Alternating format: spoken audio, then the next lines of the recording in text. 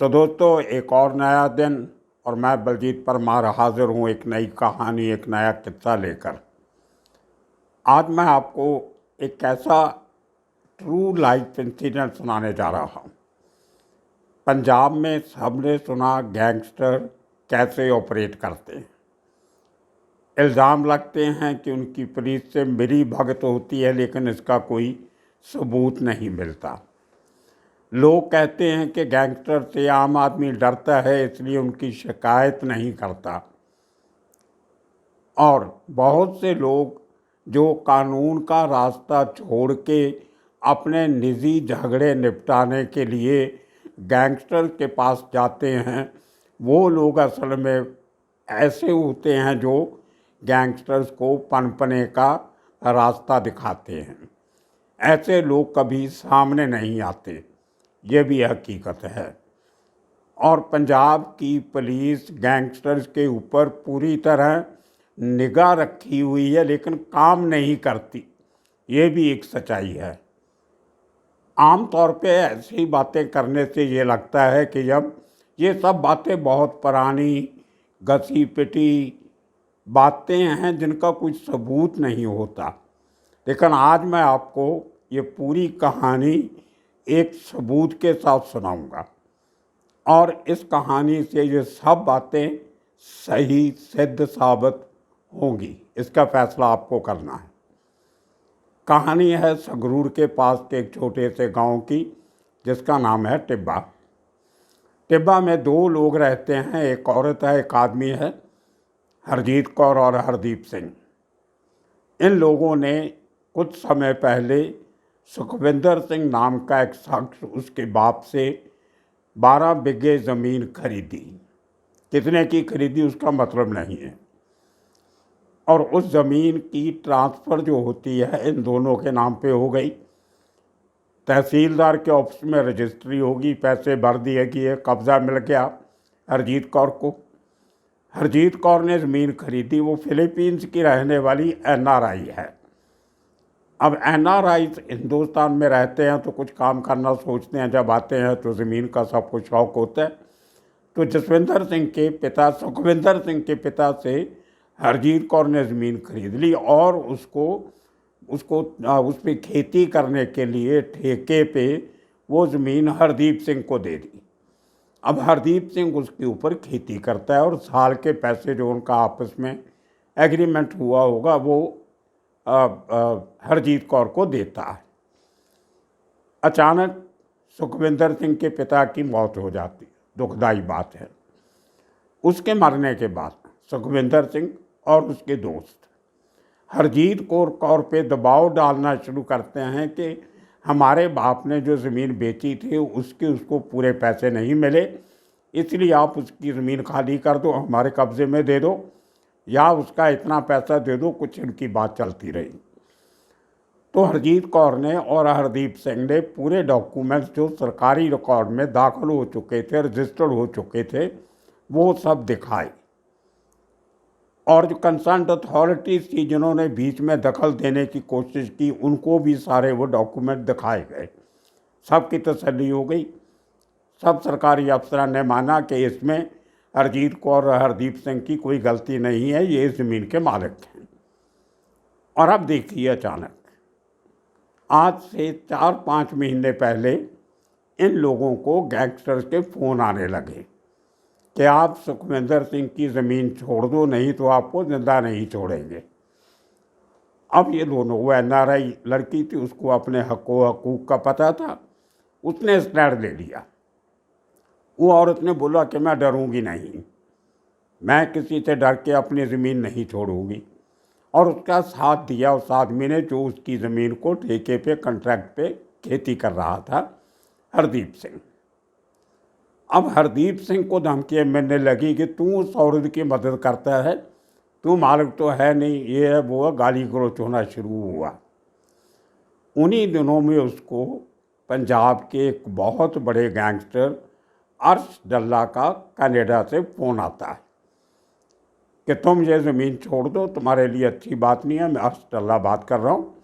और ये जो सुखविंदर सिंह जो है वो मेरे भाई जैसा है, ये उसकी ज़मीन तो तुम्हें छोड़नी पड़ेगी, नहीं तो तुम्हारा क्या होगा अंदाज़ा लगा लो। मैं अर्श डल्ला बोल रहा हूँ। गाली गलौच हुआ दोनों में, हरदीप सिंह में और अर्श डल्ला में। उसने भी गालियाँ दी, उसने भी दी। ये रात की बात है। दूसरे दिन सुबह, ये बात बहुत ध्यान से सुनना आप, इससे आपको आइडिया लगेगा कि गैंगस्टर और पुलिस कैसे ऑपरेट करते हैं। ये झगड़ा गाली गलौच रात को होता है अर्श डल्ला का और हरदीप सिंह का।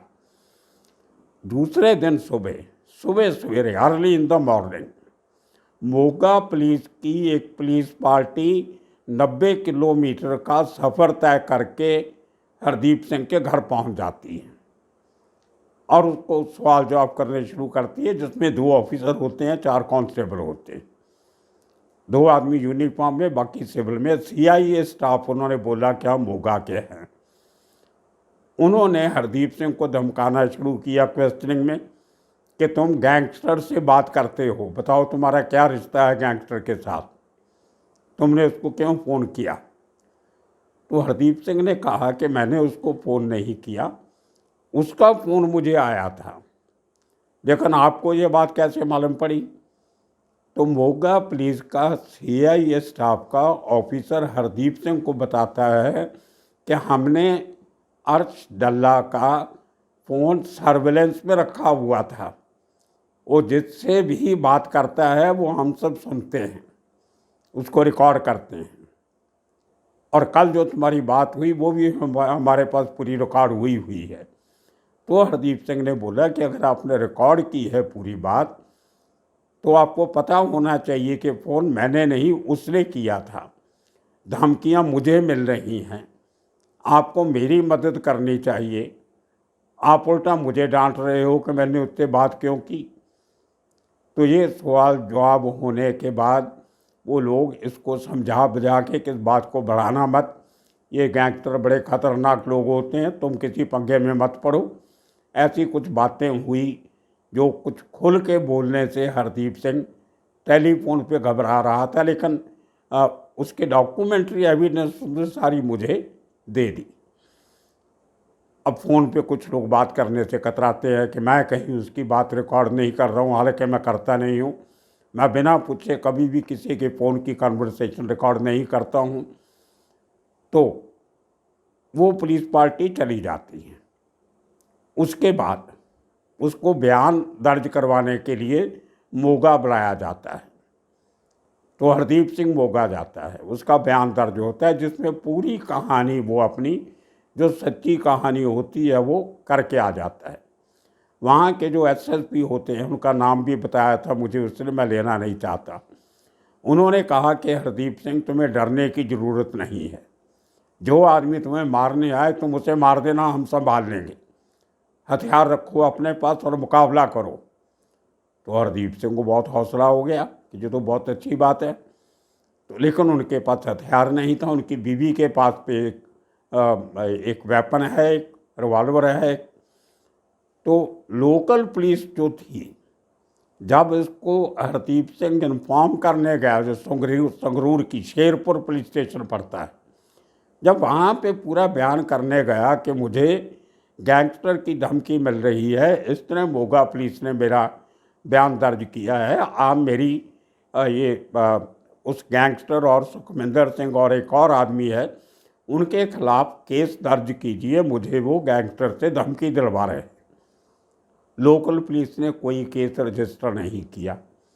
उल्टा जो उसकी बीवी का वेपन था, बीवी के नाम पे जो लाइसेंस्ड वेपन है, वो भी जमा करवा लिया कि तुम कहीं गोली नहीं चला दो पकड़ के, और उसको डराया कि ये हथियार सिर्फ तुम्हारी पत्नी चला सकती है, तुम नहीं चला सकते।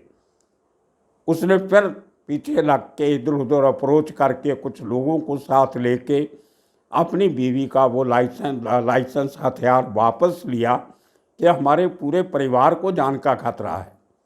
तो अब देखिए, इतना बड़ा सबूत खुद पुलिस के पास है।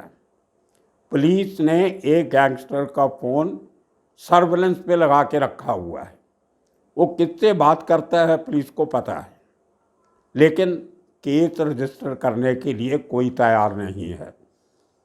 उसके बाद जब लोकल पुलिस स्टेशन ने केस नहीं लिया तो हरदीप सिंह एसएसपी को जाके मिलता है, आईजी रेंज को मिलता है, कहीं उसकी सुनवाई नहीं होती, कोई केस रजिस्टर नहीं होता। मैंने आपको कहा लोग ऐसे केसेस में पर्चा दर्ज करवाने से डरते हैं, लेकिन ये शख्स पर्चा दर्ज करवाने जा रहा है, पुलिस को तो खुश होना चाहिए कि एटलीस्ट कोई ना कोई आदमी तो गैंगस्टर के सामने खड़ा हुआ है और एक केस दर्ज करवाने आया है, लेकिन कुछ नहीं हुआ।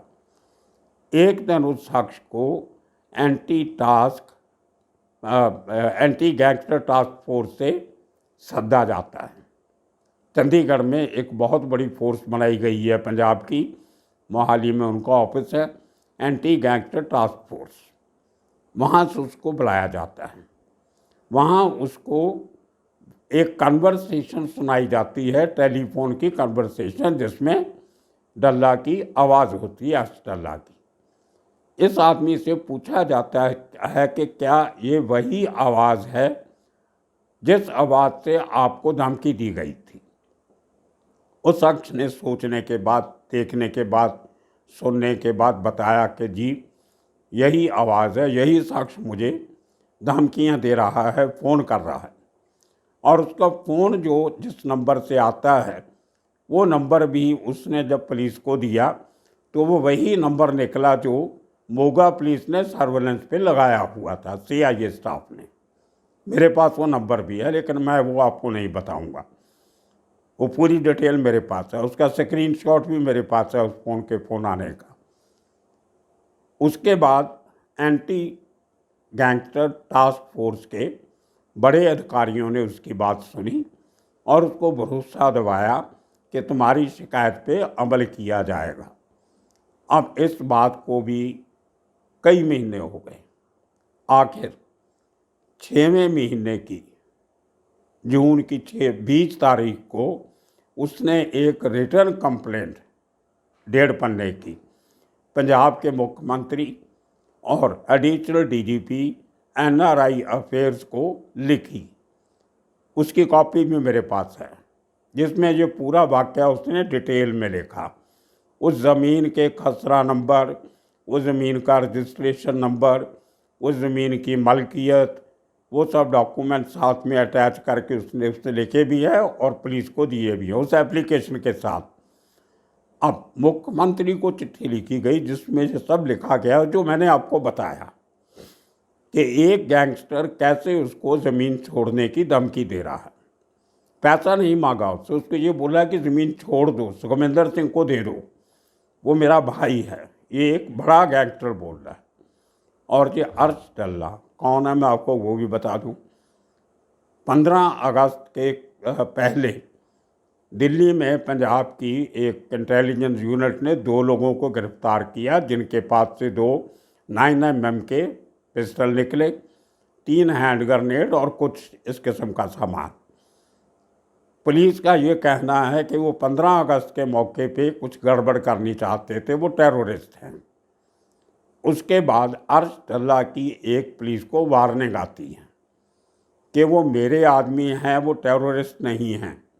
उनके पास कोई RTX नहीं था, कोई बॉम्ब नहीं था, कोई हैंड ग्रेनेड नहीं थे। ये आपने मेरे लोगों के ऊपर नकली डाले हैं। हम गैंगस्टर जरूर हैं लेकिन टेररिस्ट नहीं हैं, अतवादी नहीं हैं। हमें आप अतवादी मत बनाइए, नहीं तो इसका अंजाम सही नहीं होगा। और उसने ये बात क्यों कही उसका भी एक इतिहास है। आज से कुछ 2-2.5 महीने पहले पंजाब पुलिस के इंटेलिजेंस विंग के ऑफिस के ऊपर एक रॉकेट अटैक होता है। एक रॉकेट ऑफिस में जाके गिरता है, कोई मरा नहीं लेकिन थोड़ा बहुत नुकसान उसने किया। उसमें पुलिस ने जिन लोगों का नाम लिया उनमें से एक अर्श डल्ला था। ये मोगा ज़िले का रहने वाला है, उसके पास डल्ला गांव है, वहाँ उस गांव का रहने वाला है, इसलिए उसको अर्श डल्ला कह देते। 20 के करीब मर्डर के, फिरौती के क्रिमिनल चार्जेस उसके खिलाफ हैं। आज के दिन में वो गोल्डी बराड़ की तरह कनाडा में रह रहा है और पंजाब पुलिस ने उसके खिलाफ रेड कॉर्नर नोटिस भी CBI को बोल के निकाल रखा है। लेकिन उसके बाद कार्रवाई नहीं हुई। अब जिस केस की मैं बात कर रहा हूँ वो तो रीसेंट केस है। आप केस रजिस्टर क्यों नहीं करते? सबूत आपके पास है। आपने वो बातचीत सुनी है CI स्टाफ मोगा ने, एंटी गैंगस्टर टास्क फोर्स के पास उसका रिकॉर्ड है। उस आदमी की आप स्टेटमेंट रिकॉर्ड करते हो लेकिन केस रजिस्टर नहीं करते। ये बहुत बड़ी कुताही है। क्यों पंजाब पुलिस गैंगस्टर्स के खिलाफ केस रजिस्टर करने में डरती है? उनको क्यों ऐसा लगता है कि इनके खिलाफ केस नहीं रजिस्टर करना चाहिए? आपस में बैठ के ले दे के फैसला कर लो। और ये बात हरदीप सिंह को बहुत बार कही गई कि तुम सुखविंदर सिंह और उस दूसरे आदमी के साथ मिल के बातचीत करके फैसला कर लो। ये बड़े खतरनाक लोग हैं, तुम्हारा नुकसान हो सकता है। अगर अब पुलिस वाले ही आम जनता को डराएंगे, लेकिन हरदीप सिंह डरने वाला नहीं है। उसने प्रण किया है कि मैं आखिरी दम तक लड़ूंगा, मैं इस केस से पीछे नहीं हटूंगा। मेरी उससे पिछले 3-4 दिन से बात हो रही थी। उसने मेरे प्रोग्राम देखे तो उसने हिम्मत की मेरे से बात करने की।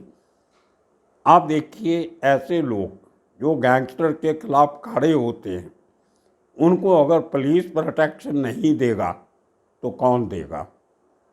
अब वो आदमी अपनी ज़िंदगी पे खतरा मोल लेके दिन में जीता है, रात को सोने से डरता है। कहाँ है हमारा तंत्र मंत्र? अब उसको मारने 2-4 लोग आ जाए, वो अपनी बीवी का हथियार लेके उनमें से 2-4 को मार दे तो मर्डर केस उस पर बन जाएगा। तो ये कहाँ का इंसाफ है? कैसे गैंगस्टर ख़त्म हो गए पंजाब में अगर पंजाब पुलिस केस ही रजिस्टर नहीं करेगी पूरी एविडेंस होने के बाद? ये बहुत बड़ा सवाल है, आपके सामने मैंने आज रखा है। अपने कमेंट बॉक्स में अपनी राय ज़रूर दीजिएगा, और अगर आपको कोई बड़े लोग जानते हों इधर उधर, उन तक ये बात पहुंचाइए। ये अकेला केस नहीं है, ऐसे सैकड़ों केस पंजाब में हो गए। और मैं आपको पहले ही बता देता हूं कि आज का ये एपिसोड सुनने के बाद कम से कम आने वाले 1 हफ्ते में 10-15 ऐसे केस ज़रूर लोग मुझे अप्रोच करेंगे कि हमारे साथ भी ऐसा हुआ। अब इससे बड़ा सबूत पुलिस को क्या चाहिए? एक नंबर जिससे फ़ोन आता है CI स्टाफ मोगा उसको सुनता है, रिकॉर्ड करता है। जो विक्टिम है उसकी स्टेटमेंट रिकॉर्ड होती है। एंटी गैंगस्टर टास्क फोर्स उसकी स्टेटमेंट रजिस्टर करती है, आवाज़ की को पुख्ता मानती है, उसकी भी पड़ताल की जाती है, पुष्टि की जाती है, और आदमी कंप्लेंट करने को तैयार है। फिर केस क्यों नहीं? यही कारण है कि पुलिस केस इसलिए रजिस्टर नहीं करती कि केस रजिस्टर करेंगे तो उनको गैंगस्टर के खिलाफ और उनके लोगों के खिलाफ कार्रवाई करनी पड़ेगी। और यहाँ पे गैंगस्टर तो हाथ में नहीं आने वाला, केस रजिस्टर भी हो गया तो। लेकिन वो 2 लोग जिन लोगों ने अर्श डल्ला को अप्रोच किया, कानून का रास्ता छोड़ के गैंगस्टर के पास गए इसकी ज़मीन हथियाने के लिए, उनके ऊपर कार्रवाई कब होगी? ऐसे लोग हैं जो गैंगस्टर्स को आगे बढ़ाते हैं, नकेल उनके ऊपर भी कसी जानी चाहिए। देखते हैं इस एपिसोड के बाद इसका क्या असर होता है। इंतज़ार रहेगी आपके कमेंट्स की, और देखते रहिए ऐसे प्रोग्राम आने वाले दिनों में। तब तक आपका बहुत बहुत शुक्रिया, धन्यवाद।